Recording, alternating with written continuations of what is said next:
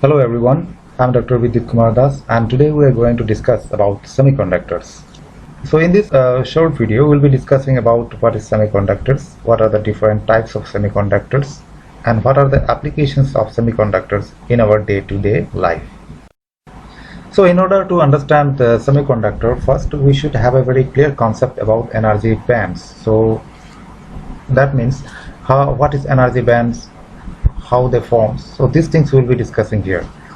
So from Bohr's atomic model, we know that electrons revolves around a positive core, which is known as nucleus. And nucleus is basically composed of protons and neutrons. The protons are positively charged particles, whereas neutrons are neutral particles. That means they doesn't have any charge. So each electrons in a circular path have a definite angular momentum, and the circular path is known as the energy level. And from quantum mechanics, we know that each of these electrons can be identified by 4 quantum numbers, that is principal quantum numbers, orbital quantum number, magnetic quantum number, and spin quantum numbers. And these 4 quantum numbers gives the state of individual atoms.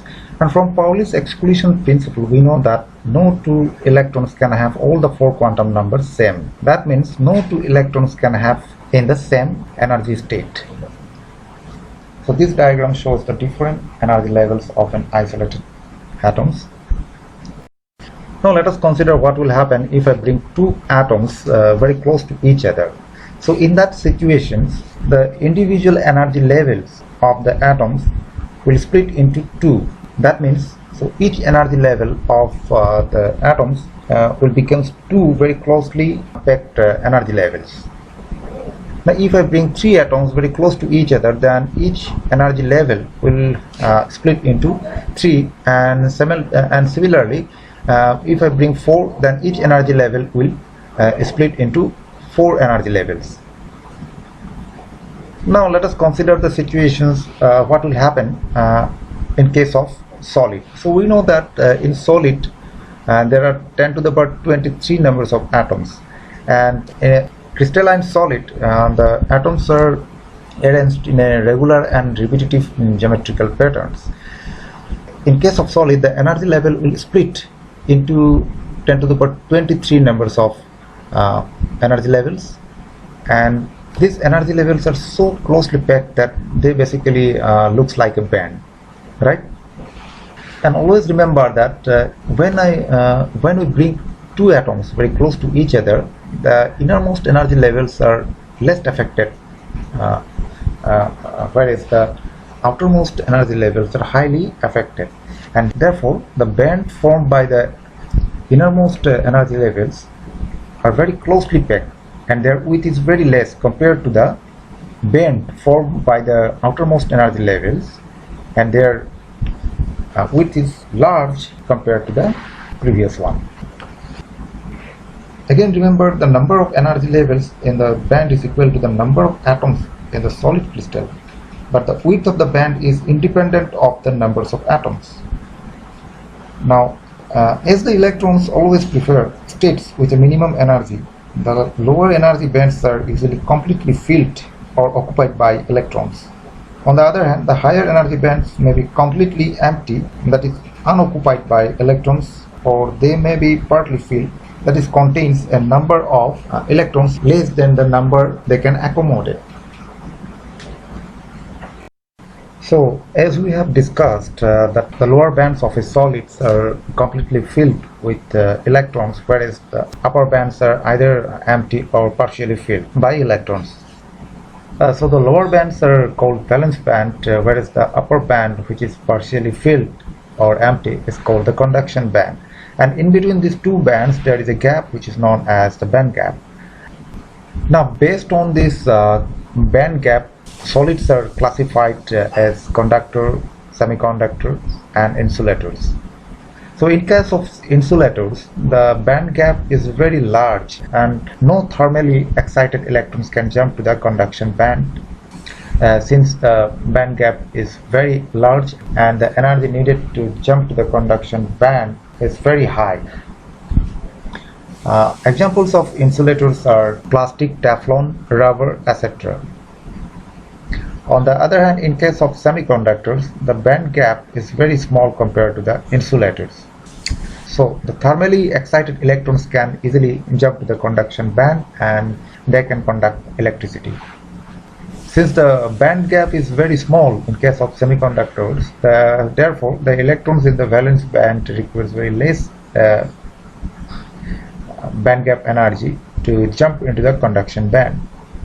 On the other hand, in case of conductors, there is no band gap, or the valence band and the conduction bands overlap each other. So in conductors, most of the electrons are in conduction band, and when an electric field is applied, electrons acquire additional energy from the applied field and move into the empty higher energy states lying adjacent to the field levels in the partly filled bands. Hence, conduction of electrons occurs easily in a metal, which is therefore a good conductor.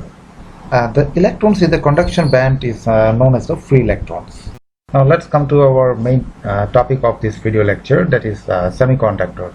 So as we have discussed in our previous slide, that semiconductors, that means the band gap of a semiconductor lies in between the conductors and insulators. Therefore, semiconductors are basically a class of materials having conductivity in between the conductors and insulators. So a typical band gap energy of a semiconductor varies from 0.2 electron volt to 2.5 electron volt.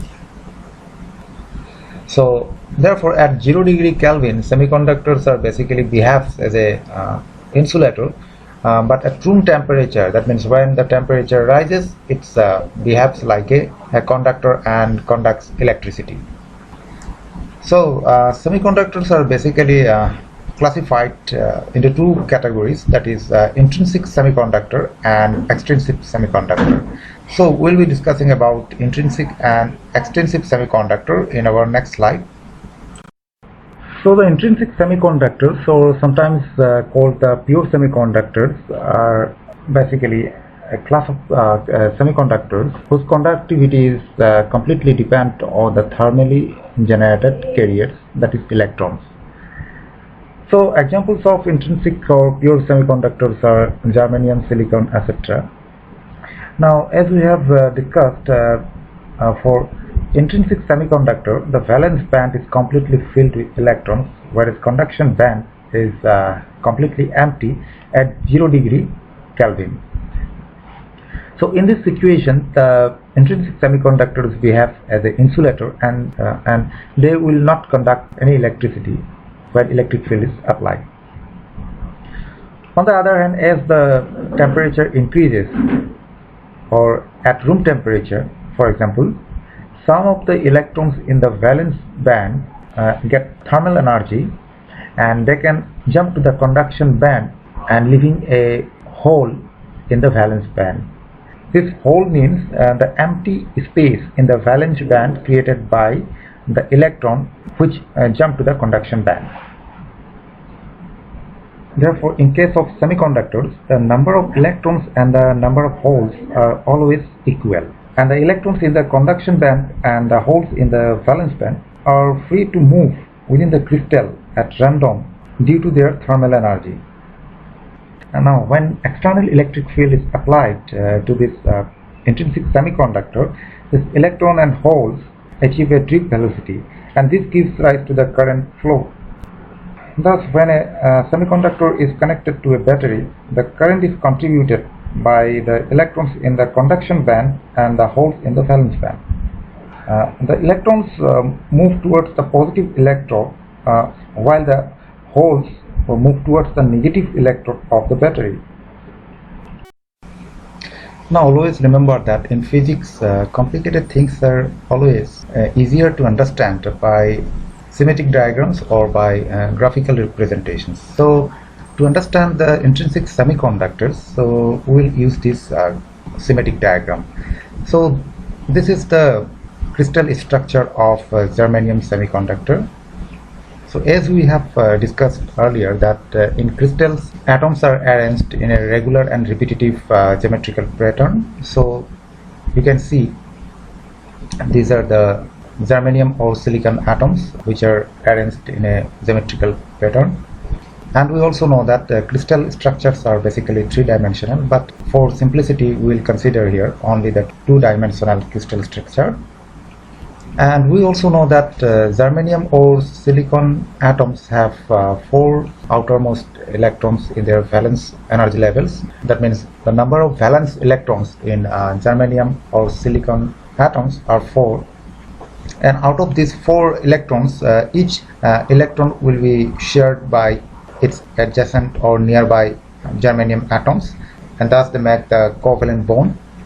So this germanium atom construct a covalent bond with nearby 4 germanium atoms by sharing electrons.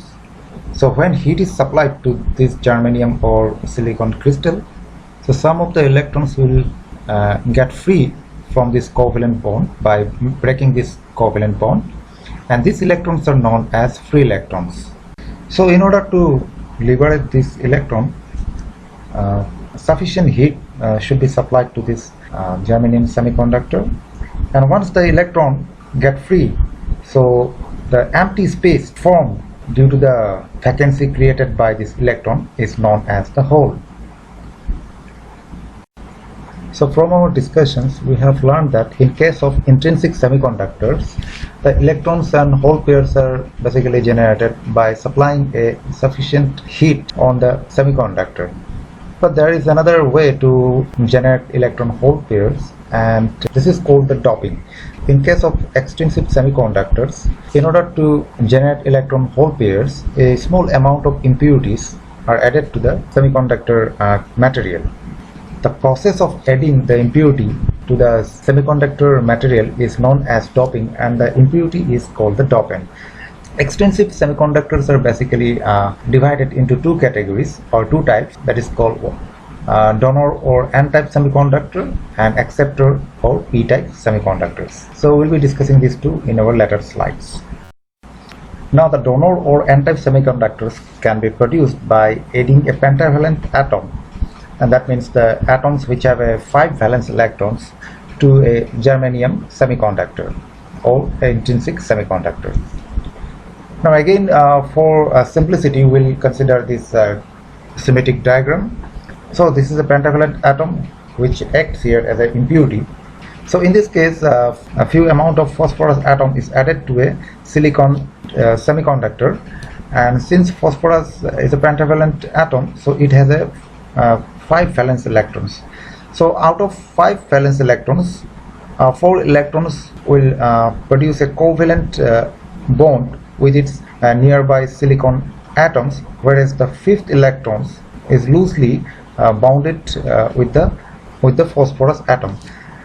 So if a small amount of heat is supplied to this N-type semiconductor or donor semiconductor, this 5th electron can get easily free from this attractive force with the nucleus of phosphorus atom, and this electron is known as the free electrons. And therefore you can see, since this electron is loosely bounded to the phosphorus atom, so less heat or less energy is required to liberate these electrons from the phosphorus atom. So in case of donor or N-type semiconductor, therefore the electrons, these free electrons, are the majority carriers. That means these electrons are basically responsible for conducting electricity or conducting current, whereas the holes are the minority carriers. Holes means the vacancy created by this electron. Therefore in case of intrinsic or pure semiconductor, more energy is required to liberate the electron, whereas in case of extrinsic or in case of N-type semiconductors, less energy is required to liberate this electron from its mother atom. Now in a similar way, when a few amounts of atoms having 3 valence electrons are added to a intrinsic semiconductors like silicons or germanium, a acceptor or P-type semiconductor is produced. For example, in this schematic diagram you can see this boron atom is added to a silicon semiconductors, and we know that silicon is a pure semiconductor. So 3 valence electrons of boron atoms will produce covalent bond with its adjacent silicon atoms, and since there is no electrons here, so it will remain as a whole and it will not form any covalent bond with these silicon atoms.